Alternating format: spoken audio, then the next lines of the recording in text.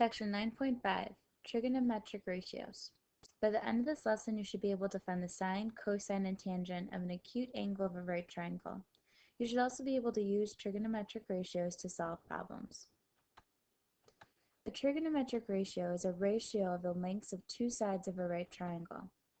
Three of the trigonometric ratios are sine, which is abbreviated SIN, cosine, abbreviated COS, and tangent, which is abbreviated TAN. You might have noticed that these are also on your calculator, sine, cosine, tangent. And you'll want to familiarize yourself with where these are located because you'll be using them often for the rest of this chapter and subsequent chapters and also in advanced algebra and pre-calculus. If we're trying to find the sine, cosine, and tangent of an angle, you'll need to have the side lengths of the sides of the triangle. And the sine, cosine, and tangent of an angle is defined as follows. So if we're looking at some angle A, then we'll have sine, which will be the side that's opposite of angle A, the length of it, over the hypotenuse. And that ratio will be the sine of that angle. Cosine works in the same way, but this time it's going to be the adjacent side length over the hypotenuse. And once you have those measures, that's the cosine of angle A. Tangent of angle A will be the side that's opposite of angle A over the adjacent side. And you'll want to remember the order of these ratios so that you can use them in equations in order to solve for side lengths and missing angle measures. To help you remember this, you want to think of Chief Sokotoa.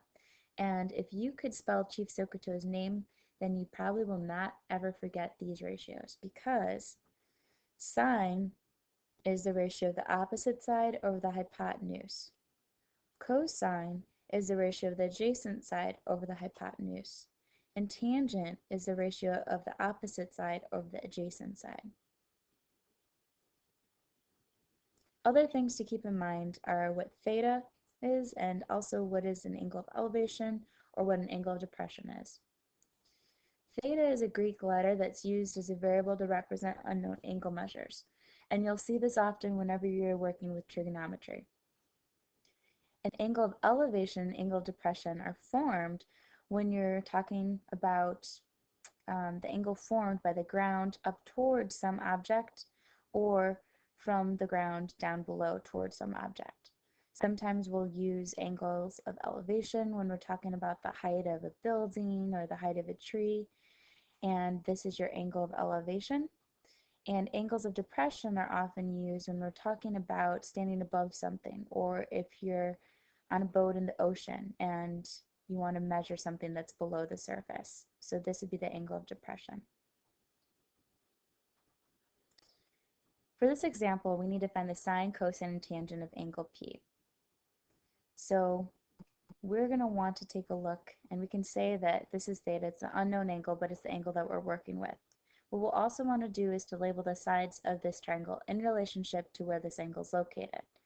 So the side that's opposite of this angle is RQ, and I'm going to write opposite down here.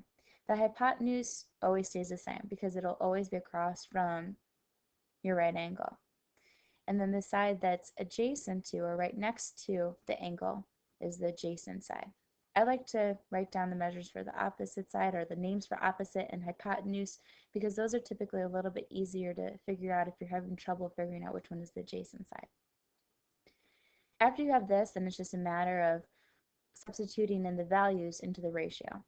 Sine is going to be the opposite side over the hypotenuse. Our opposite side is 15 and our hypotenuse is 17. If you can simplify it, you'll want to do so, but since we can't simplify 15 over 17, it just stays as is.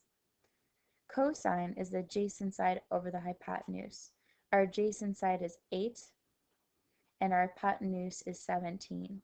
And once again, if you can simplify, do so, but 8 over 17 does not simplify. Then we'll want to take our opposite side over our adjacent side. In this case, that would be 15 over 8. And this also does not simplify. And if it was, then we'd want to, but it doesn't. So this means that our sine of P is 15 over 17. Our cosine of P is 8 over 17. And our tangent of P is going to be 15 over 18. Ratios are the comparison of two numbers, so you need to make sure that they're left in fraction form. Sometimes you might see them in decimal form, but really it's proper to leave them in fraction form. You can also use trigonometry in order to find missing side lengths or angle measures of a right triangle. So in this example, we are trying to estimate the height of a flagpole. And we know that we're standing about 19 feet away. And we know the angle of elevation to be 64 degrees. So in relation to this angle, or angle of interest, we're going to want to label the sides. The side that's across from it is h, and I'll label this as my opposite side. My hypotenuse is always across from the right angle, so I'll label this as my hypotenuse. And 19 then would be our adjacent side. This helps us to figure out what trig ratio we're going to use in order to solve this problem. And thinking back to Chief Sokotoa, if you spell out his name, it'll help you to identify which trig ratio we will use. Since we want to find out what h is, and that's our opposite side, we're going to use that. Since we're given 19 feet as a given measure, we're going to want to use that. So we're going to be using a trig ratio that uses our opposite side and our adjacent side. Looking at Sokotoa's name, we know that sine is opposite over hypotenuse, so that won't work. Cosine is adjacent over hypotenuse, so that won't work either. But tangent will, because what we're using for tangent is our opposite side over our adjacent side. And we'll want to write that out. We know that tangent of some angle is going to be the ratio of the opposite side over the adjacent side. Once we have that written out, we can start substituting in the values that we know. So we know that the angle that we're working with is measured to be 64 degrees. We also know that the adjacent side is 19 feet. And we're looking to find out what the height of the flagpole is, which is the opposite side. Solving trigonometric equations works the same way that you would with any other equation. In order to isolate our variable, we're going to need to multiply both sides by 19. When we do that, these will cancel, and we're left with 19 times tangent of 64 is going to be equal to the height of our flagpole. This is where you're going to start to use your calculator. So we are interested in finding out what 19 times tangent of 64 is. And to do that, we're going to want to first check the mode of our calculator, because you can measure angles in two different ways. You can measure them in degrees, which we usually do, or radians. Since we want to put our angle measure in degrees, we're going to want to make sure that the cursor is highlighted over it. Hit enter to select degrees, and then you should be good to go. So we can exit out of there. I'm going to just type this in as it is into my calculator. So I'll say 19 times the tangent of 64. And that leaves us with 38.96 if we round it to the nearest hundredth. So we know that our height of our flagpole is about 38.96. Our units for this are feet. And that's really it. We'll practice a bunch more in class, but make sure you bring your notes to class so you can use them when we're working through different examples. So it's time for a joke. What do you get from a pampered cow?